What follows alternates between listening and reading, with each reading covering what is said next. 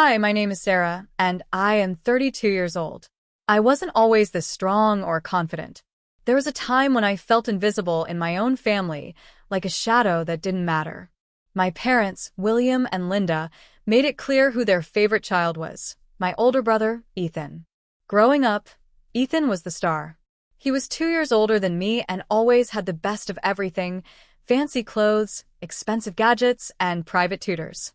My parents paid for his college tuition, but when it was my turn to go to college, they told me, "Sarah, you're smart enough to find your own way."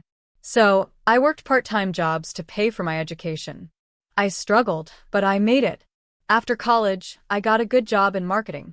I worked long hours, learned new skills, and saved money. But no matter what I did, my parents still compared me to Ethan. "Ethan is running the family business," they would say. "You should learn from him." They didn't see that I was building my own path, without their help.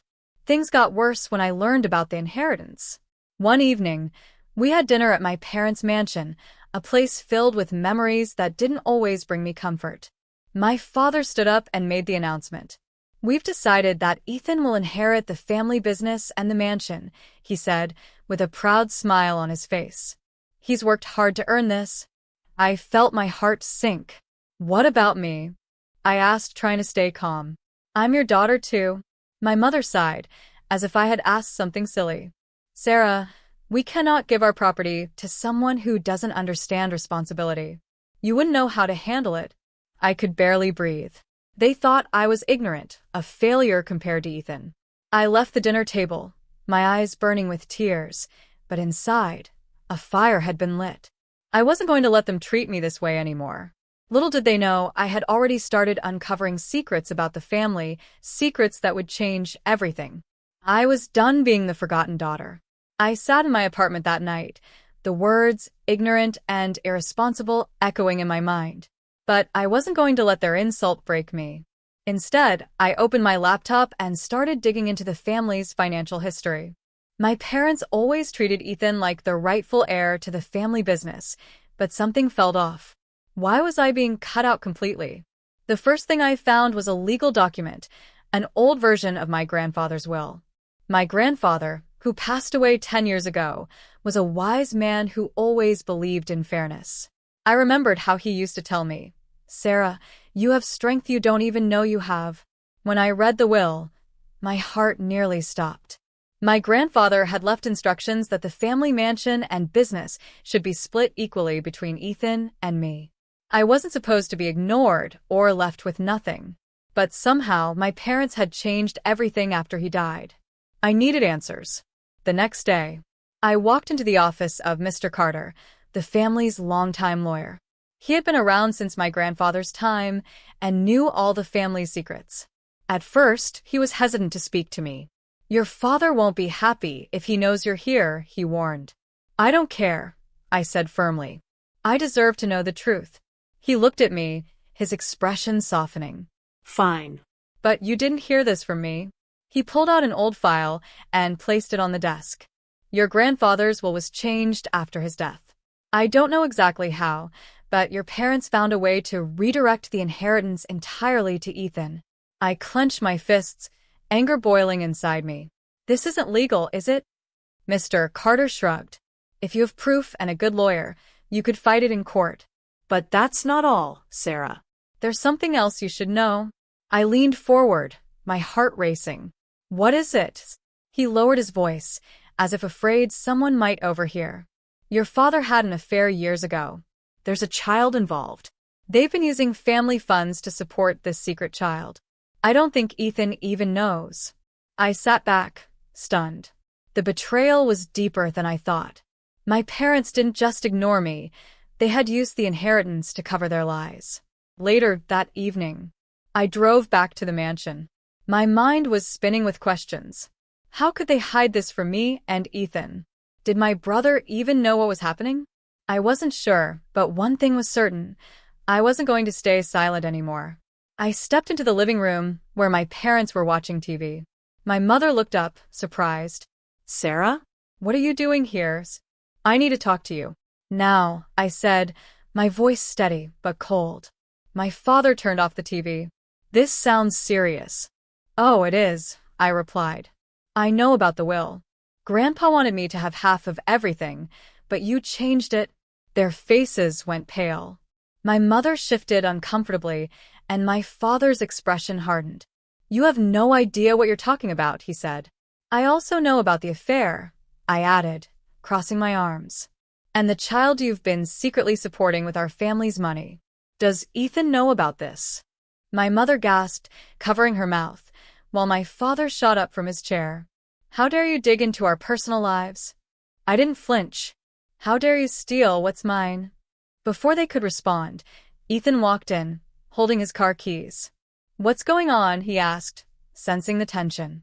I turned to him. You should sit down. There's something you need to know. Ethan sat confused but curious. I didn't hold back.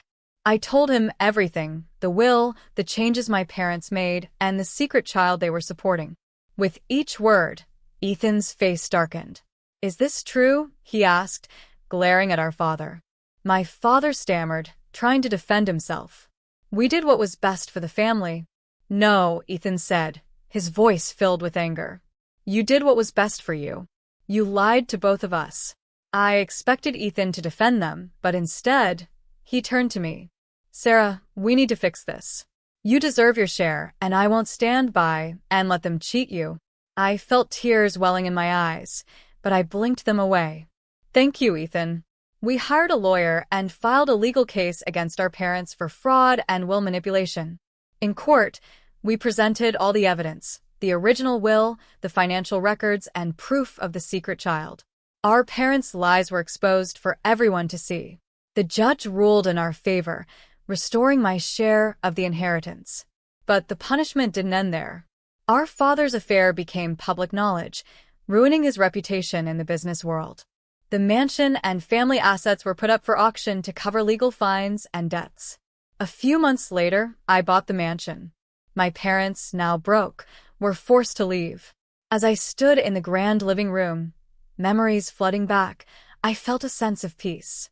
They had tried to break me, but I had risen stronger. And now, they had to live with the consequences of their betrayal.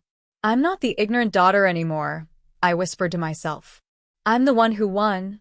It's been 6 months since I took control of the mansion, and my life has never felt more peaceful. I've made a few changes to the house, turned the once dark, cold living room into a warm, inviting space with cozy furniture and artwork that reflects my personality. The past still lingers here, but I no longer feel haunted by it. My parents? They live in a small rented apartment on the outskirts of town. Ethan and I visit them occasionally, but our relationship is different now. The power they once held over me has disappeared. My father avoids eye contact when I visit, and my mother has stopped giving me lectures on how to live properly. Ethan and I have grown closer since the truth came out. He apologized for not seeing how our parents mistreated me all these years. We've decided to run the family business together, splitting the responsibilities and the profits equally. It turns out that working with Ethan isn't so bad when he's no longer blinded by favoritism. I was sitting on the back patio, enjoying a cup of tea and the sound of birds chirping in the garden, when Ethan arrived. He had a broad smile on his face and a folder in his hand.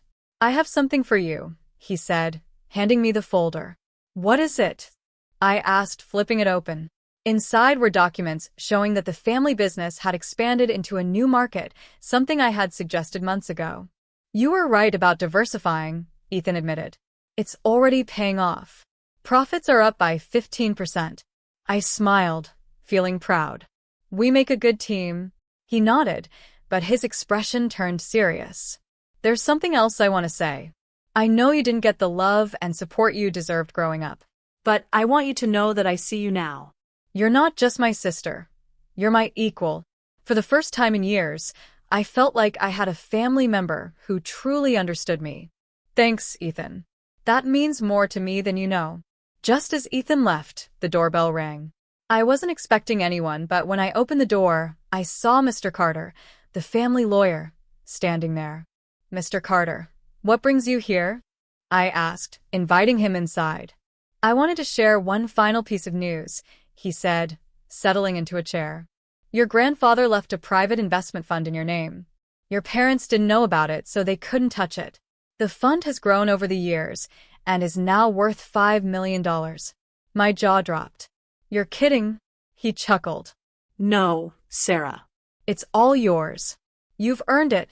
After Mr. Carter left, I sat in my office, thinking about everything I had been through. My parents had underestimated me, but I had proven them wrong. The inheritance, the business, the mansion, none of it mattered as much as the strength I had found within myself. I picked up my phone and called Ethan. I have an idea, I said. Let's start a charity in Grandpa's name. We can use part of the investment fund to help young women who were told they weren't good enough, just like I was. Ethan agreed without hesitation. Grandpa would be proud of you. As I hung up, I looked around the room, realizing how far I had come. I wasn't just the forgotten daughter anymore. I was a woman who took back what was rightfully hers and created something even greater. And this time, no one could take it away from me. If you enjoyed Sarah's journey of revenge and triumph, don't forget to like, comment, and subscribe to hear more stories of resilience and justice. I'd love to know your thoughts. Drop a comment below. Smiling face with smiling eyes.